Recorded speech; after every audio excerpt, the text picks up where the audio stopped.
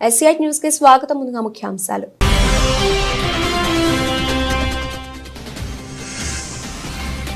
Musi river front development, Hyderabad metro రైలుపై అధికారులతో CM Revanth Reddy సమీక్ష. ప్రతి ఆక్రమణలో అర్హులైన పేదలకు పరిహారం అందేలా ప్రణాళిక రూపొందించాలని ఆదేశం.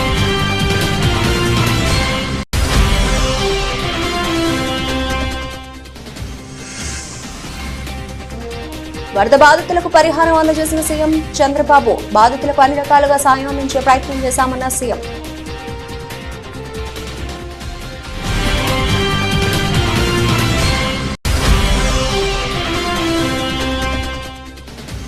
ఫతేనగర్ బ్రిడ్జ్ వద్ద ఏర్పాటు చేసిన ఎస్టీపీ ప్లాంట్ ని పరిశీలించిన BRS working president KTR. Musi సుందరీకరణ పేరుతో వేల కోట్ల కుంభకోణం జరిగిందంటూ రేవంత్ పై ఫైట్.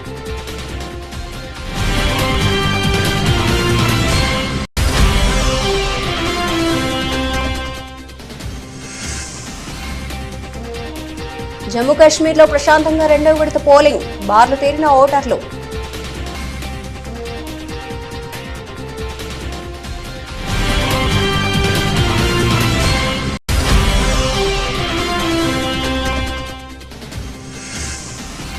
మెగా టోర్నీస్ అన్న హాల్లో ముందున్నాం. టీ20 వరల్డ్ కప్ పై ధీమా వ్యక్తం చేసిన భారత మహిళల కెప్టెన్ హర్మన్ ప్రీత్.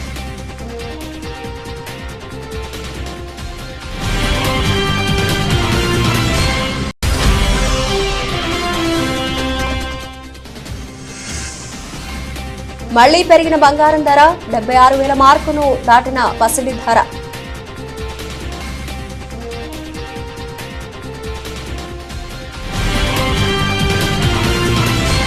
సీఎం రేవంత్ రెడ్డి జూబ్లీ హిల్స్ లోని తన నివాసంలో Musi river front development, Hyderabad metro రైళ్ల అధికారులతో సమీక్ష నిర్వహించారు. మున్సిపల్ శాఖ ముఖ్య కార్యదర్శి Dana Kishore, metro rail MG NVS Reddy, CM ప్రత్యేక కార్యదర్శి Ajit Reddy, GHMC commissioner Amrapali, HMDA commissioner Sarfaraz Ahmed, Hydraa commissioner Ranganath, Rangareddy, Hyderabad జిల్లాల కలెక్టర్లు, ఉన్నతాధికారులు సమావేశంలో పాల్గొన్నారు.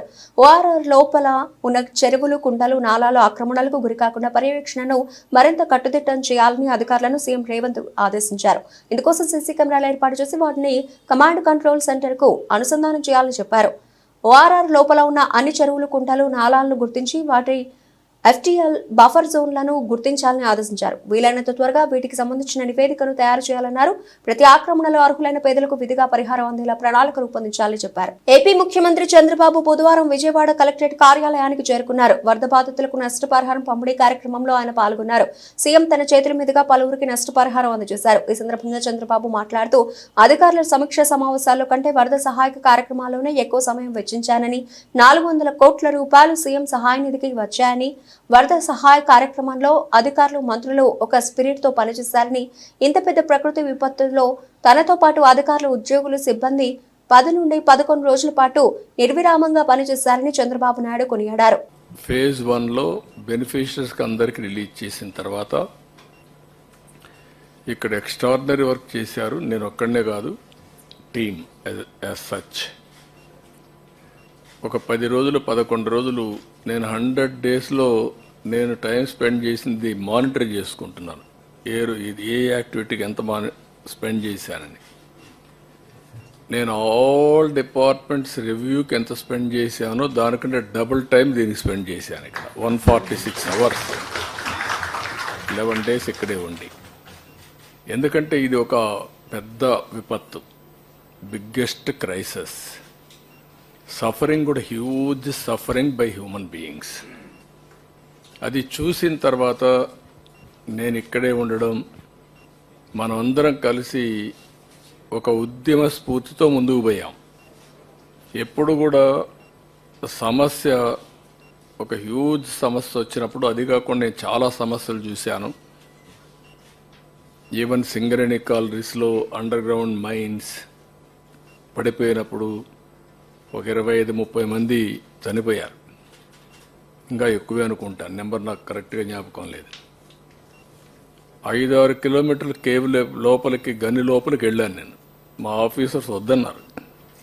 లేదు సార్, అది డేంజర్గా ఉంది, ఎక్కడన్నా అది కూడా మళ్ళీ కొలాప్స్ కావచ్చు, precautions you should not go అన్నారు. I said no, I have to go. I have to create confidence. నేను పోకపోతే రేపు రాబోయే రోజుల్లో ఎంప్లాయీస్ ఏ విధంగా లోపలికి వెళ్తారు పనిచేయడానికి, what is the safety you are providing అని వెళ్ళాను, స్పాట్ చూశాను, వచ్చాను. మ్యాక్సిమం అప్పట్లోనే ఈచ్ పర్సన్కి ఆర్థిక సహాయం చేసాం, మ్యాక్సిమం చేసాం, అన్నీ చేశాం. అక్కడి నుంచి ఉదు చూశాను, సూపర్ సైక్లోన్ చూశాను. కానీ అన్నింటికంటే ఇది డిఫరెంట్ డైమెన్షన్. ఒమిషన్స్ కానీ మిస్టేక్స్ కానీ చిన్న చిన్న ఉంటాయి ఇంత పెద్ద ఇది జరిగినప్పుడు. దాన్ని కరెక్ట్ చేయడానికి ఒకసారి మళ్ళీ మనం మాట్లాడుకొని అవి కరెక్ట్ చేయడానికి వచ్చాం ఇక్కడికి. తర్వాత మండే ట్యూస్డేకి మీరు లాస్ట్ మైల్కి రీచ్ అయిన తర్వాత ఒకసారి మీటింగ్ పెట్టుకుంటాం. ఆ రోజు మిమ్మల్ని థ్యాంక్స్ చేస్తాం. మనం చేసిన ఎఫర్ట్తో బ్రహ్మాండంగా స్పందించారు రాష్ట్రం మొత్తం. నెవర్ ఇన్ ది హిస్టరీ ఏ స్టేట్లో కూడా జరిగి ఉండదు. 400 కోట్ల రూపాయలు సీఎం రిలీఫ్కి విరాళాలు వచ్చాయి. ఇట్ ఇది హైయెస్ట్ ఇన్ ది హిస్టరీ. అంటే దానికి ఎందుకు వచ్చాయని మీరు ఒకసారి ఆలోచిస్తే, మనం క్రియేట్ చేసిన కాన్ఫిడెన్స్. మామూలుగా వీల్ చైర్లో వచ్చి డబ్బులు ఇచ్చి వెళ్ళారు. పంపించవచ్చు వాళ్ళు కావాలంటే. ఎక్కడో అమెరికా ఉండేవాళ్ళు వాళ్ళ పిల్లల్ని ఇక్కడ ఉంటే పంపించి మీరు పర్సనల్గా ఎత్తకపోయి ఇచ్చేసారమ్మని చెప్పి ఎత్తుకొచ్చారు. ఈ త్యాగాలు కానీ ఈ స్ఫూర్తిని కానీ మనం మర్చిపోలేం.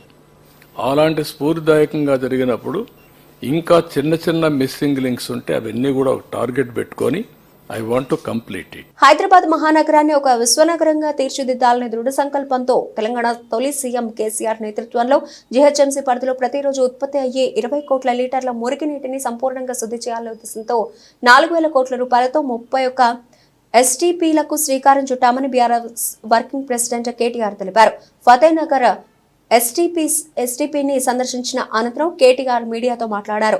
ఇండియాలోని 100% సేవరేజ్ ట్రీట్మెంట్ చేసే ఏకైక నగరంగా హైదరాబాద్ను మార్చాలనే ఉద్దేశంతో ఈ కార్యక్రమం తీసుకున్నామని కేటీఆర్ గుర్తు చేశారు. ఇవాళ కూకట్పల్లి ఫతేనగర్లో ఏర్పాటు చేసిన 133 MLDల ఎస్టీపీ ప్రారంభానికి సిద్ధంగా ఉంది. ఇది ప్రస్తుతం ట్రయల్ రన్ దశలో ఉంది.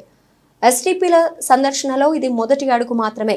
ఉప్పల్, నల్ల చెరువు, ఎల్బీ నగర్, కుత్బుల్లాపూర్, రాజేంద్రనగర్లో ఏర్పాటు చేస్తున్న ఎస్టీపీలను కూడా త్వరలోనే సందర్శిస్తున్నాం అని కేటీఆర్ పేర్కొన్నారు. అయితే ఈ అన్నిటికంటే ఇక్కడ అడగాల్సిన ముఖ్యమైన ప్రశ్న ఏంటి అంటే, ఈ మురికి నీరు మొత్తం హైదరాబాద్లోని వివిధ నాలాల ద్వారా ప్రవహించే మురికి నీరు శుద్ధి చేసిన తర్వాత ఇదంతా 94% మూసీలోకి పోతుంది. ఇవాళ ముఖ్యమంత్రి గారు మూసీని నేను సుందరీకరిస్తాను, మూసీ ప్రాజెక్టును అద్భుతంగా చేస్తాను అని మాట్లాడుతూ ఉన్నారు. మూసీలో ముఖ్యమంత్రి గారు తెలుసుకోవాల్సింది ఏంటంటే, కొత్తగా మీరు శుద్ధి చేసేదైతే ఏమీ లేదు. ఎందుకంటే ఆల్రెడీ సివరేజ్ ట్రీట్మెంట్ ప్లాంట్లు సంపూర్ణంగా మా ప్రభుత్వమే ప్రారంభించింది. దాదాపుగా పూర్తయ్యే దశకు వచ్చినాయి. మీరు డబ్బులు ఇస్తే ఇంకో 2-3 నెలల్లో మొత్తం పూర్తయిపోతాయి. మరి 4,000 కోట్లు ఖర్చు పెట్టి మొత్తం 100% సివరేజ్ ట్రీట్మెంట్ అయిపోయిన తర్వాత మరి వాళ్ళ ముఖ్యమంత్రి గారు ఆయన మంత్రివర్గం మాట్లాడుతున్న మాటలు, మూసీ ప్రాజెక్టు కోసం 1,50,000 కోట్లు ఖర్చు పెడతామని ఒకసారి, 50,000 కోట్లు అని మరొకసారి, 70,000 కోట్లు అని మరొకసారి ఏవైతే మాట్లాడుతున్నారో ఈ మాటలు చూస్తూ ఉంటే మాకు అనుమానం వస్తూ ఉంది. ఎందుకంటే అసలు ఉద్దేశం మూసీ సుందరీకరణనా లేక ఇంకేదన్నా ఉన్నదా అనేది కూడా ప్రజల్లో కూడా అనుమానాలు కలుగుతా ఉన్నాయి. కాబట్టి నేను రేవంత్ రెడ్డి గారికి, మున్సిపల్ శాఖకు కూడా చెప్పేదల్లా ఒకటే, మీరు ఆల్రెడీ కేసీఆర్ గారు ఏదైతే మంచిగా వడ్డిచ్చిన విస్తరిలాగా మీకు అన్ని పంచపక్ష ప్రమాణాలు పెట్టి మీకు అసలు ఒక్క ఇల్లు కట్టలేదన్నారు. నాకు ఆశ్చర్యం అనిపించింది. ఒక్క డబుల్ బెడ్రూమ్ ఇల్లు కట్టలేదు అని ఇదే రేవంత్ రెడ్డి గారు, ఇదే బట్టి విక్రమార్క గారు గతంలో మాట్లాడితే మా శ్రీనివాస్ యాదవ్ అన్న దగ్గరుండి బట్టి అన్నది తీసుకొని చూపెట్టిండు. ఎక్కడెక్కడ ఇల్లు కట్టిన 1,00,000 ఇళ్లను చూపెట్టిండు. నిన్న ముఖ్యమంత్రి గారు స్టేట్మెంట్ ఇచ్చినారు. మూసీలోని 11-12 ఆక్రమణలున్నాయి, వాటిని తొలగించేదానికి డబుల్ బెడ్రూమ్ ఇల్లు ఇస్తామని. మరి మేము కట్టని మాట నిజమే అయితే ముఖ్యమంత్రి గారు ఇప్పుడు ఎక్కడికి వెళ్ళి ఇస్తున్నావు? మరి అంటే ఇప్పటిదాకా మీరు చెప్పినవన్నీ అబద్దాలు. ఈ రోజు మళ్ళొక్కసారి మీకు ఒప్పుకోక తప్పట్లేదు. కేసీఆర్ గారు చేసిన పని, మా అక్క నేతృత్వంలో, సబితా గారి నేతృత్వంలో 14,000 ఎకరాలు మేము హైదరాబాద్ ఫార్మా సిటీకి అని సేకరిస్తే ఇవాళ ఫార్మా సిటీ రద్దని, ఫ్యూచర్ సిటీ అని, ఇంకోటని ఇవాళ రకరకాల డ్రామాలు అక్కడ. ఇక్కడ హైదరాబాద్ లో ఆల్రెడీ మొత్తం మూసీకి సంబంధించిన మురికి నీరంతా శుద్ధి చేసిన తర్వాత మూసీ ప్రక్షాళన పేరిట కొత్త నాటకం. అందుకే రేవంత్ రెడ్డి గారికి మేము చేసే విజ్ఞప్తుల్లో ఒకటే, మీరు చేయాల్సిన పనులన్నీ మేము గతంలో ఆల్రెడీ చేసేసినాం. ఇప్పుడు మీరు చేయాల్సిన పని ఏంటంటే, మీరిచ్చిన 6 గ్యారంటీలు అమలు చేయండి. మీరు చెప్పిన 4,000 పెన్షన్ వెంటనే అందించండి, తులం బంగారం వెంటనే అందించండి, అదేవిధంగా మహిళలకు 2,500 రూపాయలు ఇస్తున్నారు, అది వెంటనే అందించండి. ఇచ్చిన రుణమాఫీ హామీ వెంటనే నెరవేర్చండి. ఇంకో 6 రోజుల్లో సీజన్ అయిపోతుంది వానాకాలం. రైతు భరోసా వెంటనే వారి ఖాతాల్లో ఇవ్వండి. అంతేగాని ఈ పబ్లిసిటీ స్టంట్లతోని ఎక్కువ రోజులు మీరు మాయ చేయలేరు. హైదరాబాద్ ప్రజలకు స్పష్టంగా తెలుసు మేము చేసిన పని.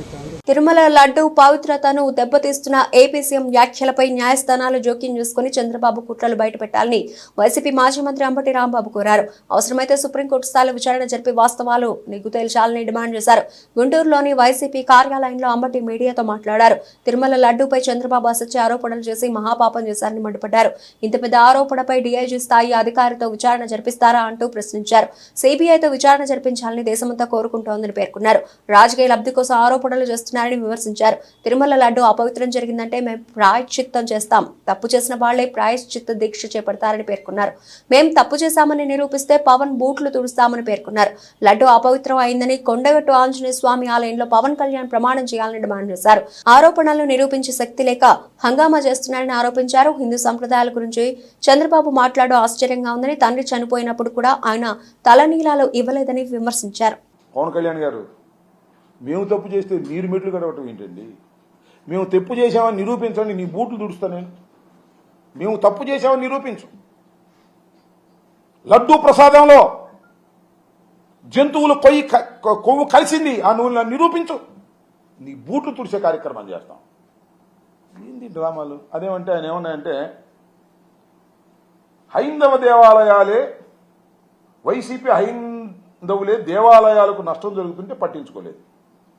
హిందూ దేవాలయాలు, నేను మనవి చేస్తున్నా, తెలుగుదేశం ప్రభుత్వం అధికారంలో ఉన్నప్పుడు విజయవాడ రోడ్డు మీద ఉన్నటువంటి అనేక దేవాలయాలను పగలగొట్టి దేవాలయాల్లో ఉన్నటువంటి దైవ స్వరూపాలను మున్సిపాలిటీ తొట్టుల్లో వేసుకు వెళ్లినటువంటి సంఘటన మర్చిపోయారా అని అడుగుతా ఉన్నా. ఆ రోజు ఎందుకు మాట్లాడలేదు? సనాతన ధర్మం మీద ఇంత ప్రేమ భక్తి ఉన్నటువంటి పవన్ కళ్యాణ్ గారు ఆ రోజు మీరు ఎందుకు మాట్లాడలేదు అని అడుగుతా ఉన్నా. ఇవాళ మా మీద రాజకీయంగా కక్ష తీర్చుకోవడం కోసం మీరు ప్రయత్నం చేసేటటువంటి ప్రయత్నం చేస్తున్నారు. ఇది తప్పు కదా? ఆంజనేయ స్వామి భక్తులు మీరు అన్నారు. అక్కడెక్కడో మన కొండగుట్ట ఆంజనేయ స్వామి దేవాలయాన్ని కూడా వెళ్ళి పూజ చేశారు. మీరు భక్తులనే విషయంలో మాకు ఎలాంటి సందేహం లేదు. మీరు దైవభక్తులు, దానిలో మాకు ఎలాంటి సందేహం లేదు. సరే, మీరు ఆంజనేయ స్వామి భక్తులు అంటున్నారు. ఆంజనేయ స్వామి మీద ప్రమాణం చేసి జగన్మోహన్ రెడ్డి గారి హయాంలో తయారైన లడ్డూల్లో కొవ్వు నూనె కలిసిందని ప్రమాణం చేసి చెప్పండి. మీరు నిజంగా భక్తులు కాబట్టి చెప్పండి, అప్పుడు ఎంక్వైరీ చేయించండి. సుదీర్ఘకాలం రాజకీయాల్లో ఉన్నటువంటి వ్యక్తి, బీజేపీ నాయకుడు, కేంద్ర మంత్రిగా చేశాడు. ఆయన బేసికల్గా ఈజ్ అడ్వకేట్, సుప్రీం లో ఉన్నటువంటి అడ్వకేట్, మేధావి. ఆయన ఇవాళ కోర్టులో ఫైల్ చేశాడు, సుప్రీంకోర్టులో. ఏమిటి దుష్ప్రచారం ఏంటి? దీని మీద నిగ్గు తేల్చమని ఏమడిగాడు ఆయన? ఒక సుప్రీంకోర్టు జడ్జి పర్యవేక్షణలో ఒక సిట్టు వేసి విచారణ జరపమన్నాడు. ఎందుకు జరపరు మీరు? చెప్పండి. ఓకే అని చెప్పండి చంద్రబాబు నాయుడు గారు, ఓకే అని చెప్పండి పవన్ కళ్యాణ్ గారు. ఎందుకు భయం మీకు అంటున్నా? చాలా మంది సీనియర్స్ గుర్తుండే ఉంటుంది. ఆయన తండ్రి గారు మరణిస్తే ఆయన తలనీలాలు ఇవ్వాల, గుండె చేసుకోవాలి. ఆయన వాడు తమ్ముడు జడ్జి చేయించాడు. తల్లి చనిపోయినప్పుడు కానీ తండ్రి చనిపోయినప్పుడు కానీ ఏ రోజున కూడా చంద్రబాబు నాయుడు గారు తలనీలాలు ఇవ్వలేదు. నువ్వు హిందుత్వాన్ని గురించి మాట్లాడతావు, సనాతన ధర్మాన్ని గురించి మాట్లాడతావు, ధర్మారెడ్డి గురించి మాట్లాడతావు, సుబ్బారెడ్డి గురించి మాట్లాడతావు. ఏం ధర్మం అయ్యా నాకు అర్థం కాలేదు చంద్రబాబు నాయుడు గారు. మరొకసారి చెబుతున్నా, తిరుమల శ్రీ వెంకటేశ్వర స్వామిని రాజకీయంగా వాడుకోవాలనే ప్రయత్నం చేయటం అనేది చాలా దుర్మార్గమైనటువంటి అంశం. దీనికి మీరు అన్ని విధాల మూల్యం చెల్లిస్తారు భవిష్యత్తులో అనేది కూడా ఇవాళ నేను చెప్తున్నాను. దయచేసి గుర్తుపెట్టుకోమని కూడా మనవి చేస్తున్నాను. యాదాద్రి భువనగిరి జిల్లా తుర్కపల్లి మండలం గంధమల్ల చెరువు నుండి మత్తడి దూకుతూ ఉండడంతో ఎమ్మెల్యే ప్రభుత్వ వైపు బీర్ల ఐలయ్య చెరువు వద్ద ప్రత్యేక పూజలు నిర్వహించారు. మల్లన్న సాగర్ నుండి గంధమల్లకు నీటిని విడుదల చేయాలని MLA Beerla Ilaiah Aleru market committee సమావేశంలో మంత్రులు తుమ్మల నాగేశ్వరరావు, కోమటిరెడ్డి వెంకటరెడ్డిని, ఎంపీ చామల కిరణ్ కుమార్ ని కోరగా 10 గంటల్లో నీటిని విడుదల చేశారు. దీంతో ఆలేరు నియోజకవర్గ ప్రజలు, రైతులు సంతోషం వ్యక్తం చేశారు. గంధమల్ల చెరువు నిండి మత్తడి పోస్తూ కింద ఉన్నటువంటి పలు గ్రామాల చెరువులు, కాలువలు నుండి జలకలను సంతరించుకుంటున్నాయి. అంతకుముందు జగదేవ్పూర్ మండలం గంధమల్ల సమీపంలో ఉన్నటువంటి మదన దుర్గమ్మ ఆలయంలో ప్రత్యేక పూజలు నిర్వహించి తెలంగాణ రాష్ట్రం ఆలేరు నియోజకవర్గం సస్యశ్యామలంగా ఉండాలని వేడుకున్నారు. గత 3 రోజుల కింద రాష్ట్ర మంత్రివర్యులు కోమటిరెడ్డి వెంకరెడ్డి గారి సహకారం, అదేవిధంగా తుమ్మల నాగేశ్వరరావు గారు ఇన్ఛార్జి మంత్రి గారు ఆయన సహకారం, ముఖ్యంగా ఇరిగేషన్ శాఖ మంత్రులు ఉత్తమ్ కుమార్ రెడ్డి గారు చొరవతోటి ఏదైతే మల్లన్న సాగర్ అక్కడ నీళ్ళున్నటువంటి మల్లన్న సాగర్ నుంచి గత 20 ఏళ్ళుగా ఇక్కడ గంధమల్ల నీళ్ళు లేకపోవడంతో ఈ ప్రాంతం అంతా ఎడారిగా ఉంది. కాబట్టి ఈ మల్లన్న సాగర్ నుంచి మాకు నీళ్ళు ఇవ్వాలని చెప్పి ఏదైతే మొన్న మార్కెట్ కమిటీ ప్రమాణ స్వీకరణ నాడు మా మంత్రులను ఖచ్చితంగా మీరు హామీ ఇస్తేనే ఇక్కడి నుంచి వెళ్లాల్సిందిగా మేము రిక్వెస్ట్ చేస్తే అక్కడి నుంచే ఈఎన్సీ గారికి ఇక్కడ మల్లన్న సాగర్ ఈఎన్సీకి కొండపోచమ్మ ఈఎన్సీకి నవాబ్పేటకు సంబంధించిన అధికారులకు తక్షణమే స్పందించి మా మంత్రివర్యులు ముగ్గురు కూడా ఆలేరు ఎడారిగా ఉంది, ఇప్పుడు కూడా తాగునీరు సాగునీరుకి ఇబ్బంది ఉందని చెప్పి ఒక్క మాటతోటి మా ఆలేరు ప్రజల దాహత తీసిన మా రాష్ట్ర మంత్రులకు మా ముఖ్యమంత్రికి చేతులు జోడించి నమస్సుమాంజలు తెలియజేస్తున్నా. ఈ గంధమల్ల నిండడం వల్ల ఇక్కడ గుండాల, ఆత్మకూరు, రాజాపేట 4-5 మండలాలు సస్యశ్యామలమై మోత్కూరు దాకపోతాయి. కాబట్టి నిజంగా మా కళ సార్థకైంది. నేను ఎలక్షన్ల ముందు మా ఆలేరు ప్రజలకు ఇచ్చిన ఇక్కడ గంధమల్ల ప్రాజెక్టు నింపి మీ కాళ్ళను ఆ నీళ్ళతో కడతా అని చెప్పిన ఇవాళ అది నిజమైంది. మా కళ్ళల్లో నిజంగా కూడా ఆనందం కనిపిస్తుంది. మా రైతన్నలు ఇవాళ పండుగ వాతావరణం ఇప్పటికే ఆలేరు వాగు దాకా దాటెళ్ళినాయి. రేపు ఇక్కడ ఉన్నటువంటి 10 నుంచి 20 చెర్లు నిండుతున్నాయి. అక్కడ కొండ పోచమ్మ ద్వారా ఒక 20 చెర్లు నింపగలుగుతున్నాం. అదే విధంగా అక్కడ నవాబ్పేట నుంచి కూడా గుండాల మండలానికి దేవాదుల ప్రాజెక్టు నుంచి కూడా నీళ్లు ఇవ్వడం జరిగింది. అక్కడ మా కడియం శ్రీగారు గారి సహకారంతో ఇలా దేవాదులకు కూడా నీళ్లు వస్తున్నాయి. కాబట్టి ఆలేరు సంబంధించి ప్రతి చెరువును నింపుకొని ఆలేరు ప్రజల కాళ్ళు కడగడమే ముఖ్య ధ్యేయంగా పనిచేస్తా. కాబట్టి ఎలక్షన్ల ముందు ఏదైతే మాట ఇచ్చినో ఆ మాట ప్రకారం మా ముఖ్యమంత్రి సహకారంతో, మా మంత్రుల సహకారంతో ఇలా ఇక్కడ నింపుతున్నాం. ముఖ్యంగా రాబోయే రోజుల్లో ఒక 2-3 నెలల్లో ఇక్కడ గంధమల్ల 1.4 టీఎంసీగా దీన్ని చేసుకోబోతున్నాం. దీనికి నిధులు మంజూరు చేసి టెండర్లు ప్రక్రియ పూర్తయి పనులు చేయబోతున్నాం. ఈ గంధమల్ల ప్రాజెక్టు 1.4 టీఎంసీ ద్వారా ఈ 8 మండలాలు సస్యశ్యామలమై ఈ ప్రాంత రైతన్నలు పండుగ చేసుకుంటారు. కాబట్టి మా గౌరవ ముఖ్యమంత్రికి మళ్ళొకసారి ఇరిగేషన్ శాఖ మంత్రి ఉత్తమ్ కుమార్ రెడ్డి గారికి, అదేవిధంగా ఈ ప్రాంత అభివృద్ధి ప్రదాత కోమటిరెడ్డి వెంకరెడ్డి గారికి 2 చేతులు జోడించి నమస్సుమాంజలి తెలుస్తున్న మా రైతుల పక్షాన. జాతీయ రహదారి 2016 పై జొన్నాడ వద్ద సుమారుగా 120 కోట్ల రూపాయలతో నిర్మిస్తున్న ఫ్లైఓవర్ నిర్మాణ పనులు వేగవంతం చేసి 2025 జనవరి నాటికి పూర్తి చేయాలని సంబంధిత ఇంజనీర్లను, గుత్తేదారులను అంబేద్కర్ జిల్లా కలెక్టర్ మహేష్ కుమార్ ఆదేశించారు. బుధవారం స్థానిక కలెక్టరేట్ నందు జొన్నాడ ఫ్లైఓవర్ నిర్మాణ పనుల పురోగతిపై జాతీయ రహదారుల అథారిటీ ఆఫ్ ఇండియా ఇంజనీర్లు, గుత్తేదారులతో ఆయన సమీక్షించారు. తొలుతగా ఇప్పటి వరకు జరిగిన పనులను జిల్లా కలెక్టర్ పవర్ పాయింట్ ప్రెజెంటేషన్ ద్వారా తిలకించి పనులలో జాప్యాలకు తావు లేకుండా చూడాల్సిన బాధ్యత ఇంజనీర్లకు ఉందన్నారు. ఈ సందర్భంగా ఆయన మాట్లాడుతూ ప్రస్తుతం వర్షాలు తగ్గుముఖం పట్టినందున నిర్మాణ పనులను వేగపరుస్తూ ఒకదానికొకటి సమాంతరంగా నిర్మాణ పనులు చేపట్టి పూర్తి చేయాలని ఆదేశించారు. ప్రతి నిర్మాణపు పనుల గురించి ఇంజనీర్లతో క్షుణ్ణంగా చర్చించి వాటిని పూర్తి చేసేందుకు గడువును విధించారు. ప్రతి 15 రోజులకు ఒకసారి సమీక్షించడం జరుగుతుందని, అదేవిధంగా వారాంతపు పురోగతిని తమకు సమర్పించాలని ఇంజనీర్లను ఆదేశించారు. పాఠశాల ఆస్తుల ధ్వంసం, పోలీసులపై దాడి చేసిన వ్యక్తులను కఠినంగా శిక్షిస్తామని ఎస్పీ సింధు శర్మ అన్నారు. కామారెడ్డి జిల్లా కేంద్రంలోని జీవదాన్ పాఠశాలలో జరిగిన ఘటనపై మీడియా సమావేశం నిర్వహించారు. ఈ సందర్భంగా మాట్లాడుతూ సెప్టెంబర్ 23న 6 ఏళ్ల బాలికపై జరిగిన అత్యాచార నిందితుడిని కఠినంగా శిక్ష పడే విధంగా చూస్తామని అన్నారు. అలాగే పోలీసులపై దాడి చేసిన వారిపై కూడా చర్యలు తీసుకుంటామని తెలిపారు. ఒక 6-year-old పేరెంట్ కంప్లైంట్ మీద మనం ఒక 65 BNS అంటే రేప్ అండ్ పోక్సో, మైనర్ అమ్మాయి కాబట్టి పోక్సో చట్టం కింద మనం FIR రిజిస్టర్ చేయడం జరిగింది. మనము అక్యూజ్డ్ ఎవరో వెంటనే అసర్టన్ చేసి దాన్ని కస్టడీలోకి తీసుకున్నాము. అండ్ గ్రావిటీ ఆఫ్ ద కేసుని బట్టి మనం ఒక DSP ర్యాంక్ అధికారిని ఇన్వెస్టిగేటింగ్ ఆఫీసర్ని నియమించడం జరిగింది. అండ్ ఆయన అక్యూజ్డ్ని రిమాండ్ చేయడం జరిగింది.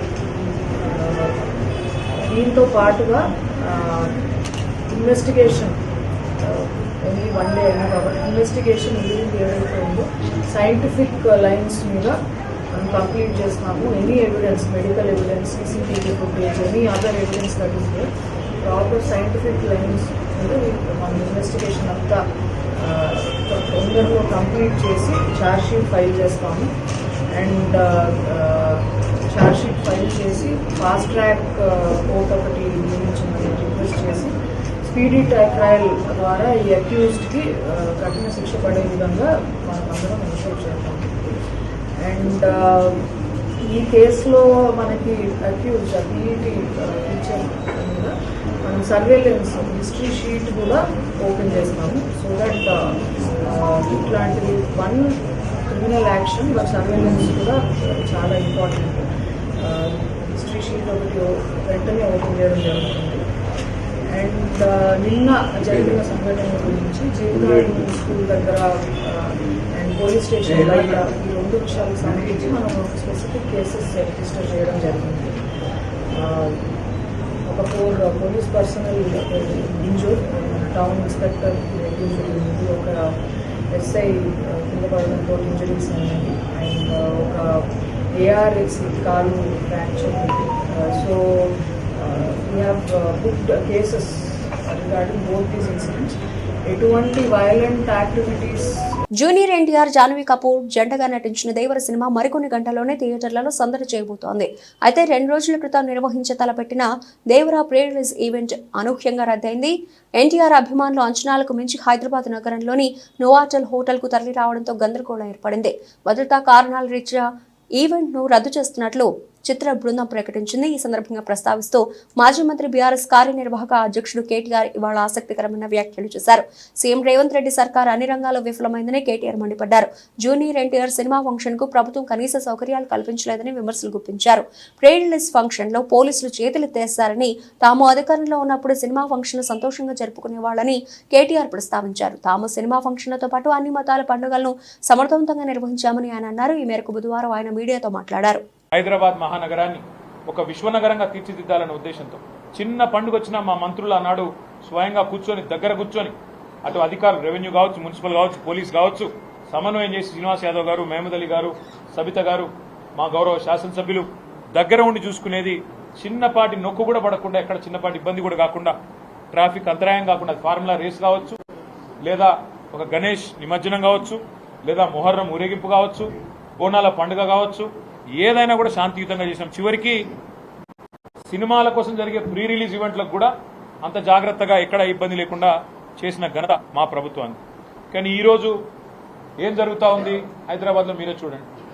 నిన్న పాపం జూనియర్ ఎన్టీఆర్ గారి సినిమా ఆయన ఇక్కడ రిలీజ్ ఫంక్షన్ పెట్టుకుంటే దాన్ని కూడా కనీసం నిర్వహించలేని అసమర్థత, గంట్లాంటి పరిస్థితిలోకి ఇలా ఈ నగరం వెళ్ళిపోయింది. ఇంకోవైపు చాలా విచిత్రంగా ట్రాఫిక్ సమస్య నాకంటే బాగా మీకే తెలుసు, నాకంటే ఎక్కువ మీరే తిరుగుతారు. గతంలో ఎట్లా ఉండేది ట్రాఫిక్ మేనేజ్మెంట్, ఇవాళ ఎట్లా ఉండేది అనేది ప్రజలందరికీ తెలుసు. హైదరాబాద్ గంటలు ట్రాఫిక్ లో ఇరుక్కొని పోయే పరిస్థితి వచ్చింది.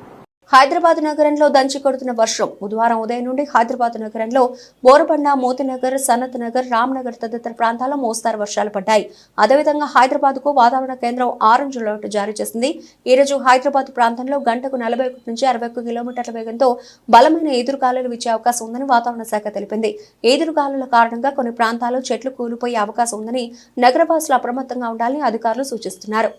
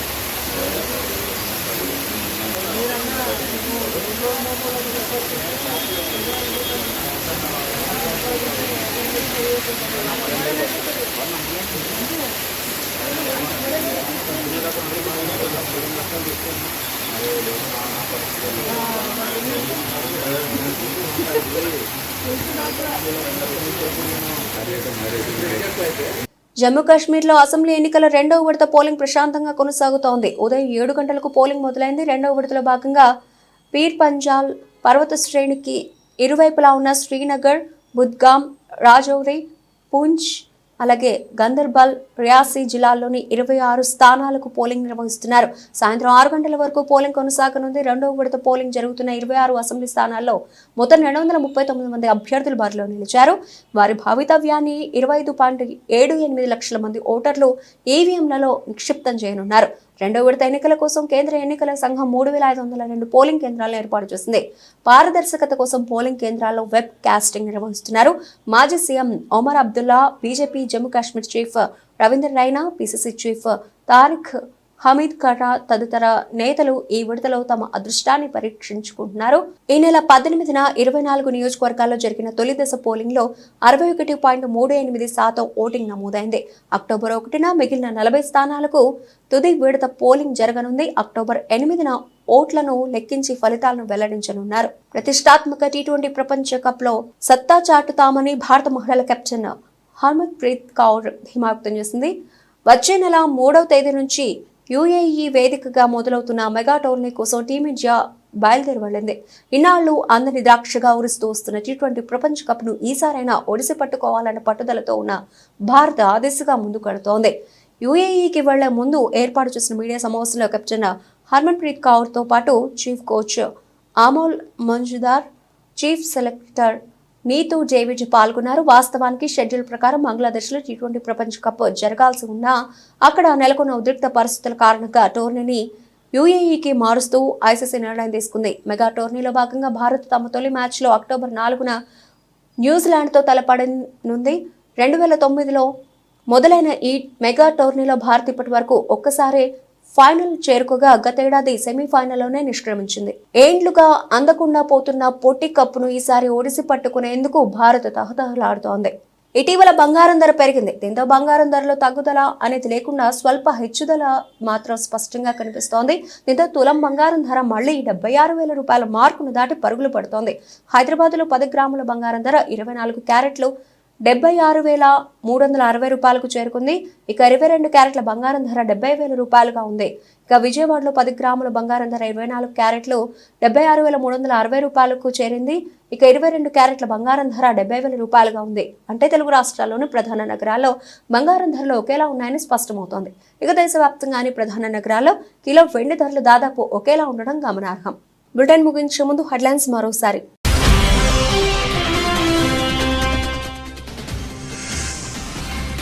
Musi river front development, Hyderabad metro రైలుపై అధికారులతో సీఎం రేవంత్ రెడ్డి సమీక్ష. ప్రతి ఆక్రమణలో అర్హులైన పేదలకు పరిహారం అందేలా ప్రణాళిక రూపొందించాలని ఆదేశం.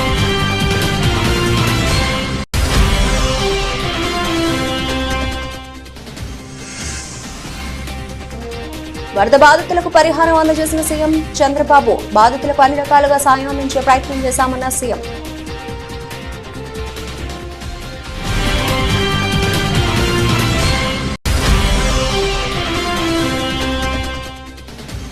ఫతేనగర్ బ్రిడ్జ్ వద్ద ఏర్పాటు చేసిన ఎస్టీపీ ప్లాంట్ ని పరిశీలించిన BRS working president KTR. Musi సుందరీకరణ పేరుతో వేల కోట్ల కుంభకోణం జరిగిందంటూ రేవంత్ పై ఫైర్.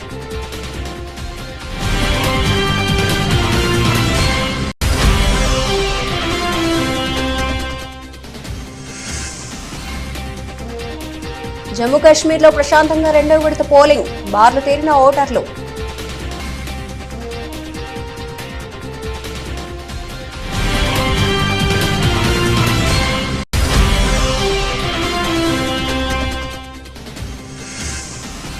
మెగా టోర్నీ సన్నాహాల్లో ముందున్నాం. టీ20 వరల్డ్ కప్ పై ధీమా వ్యక్తం చేసిన భారత మహిళల కెప్టెన్ హర్మన్ ప్రీత్.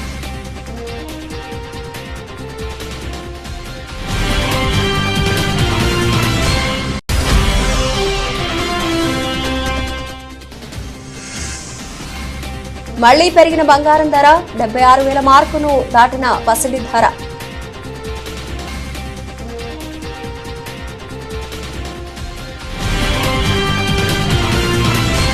ఇవి ఇప్పటివరకు నా బులెటిన్ అప్డేట్స్. మరిన్ని అప్డేట్స్ తో మళ్ళీ కలుద్దాం. అంతవరకు సెలవు, నమస్తే.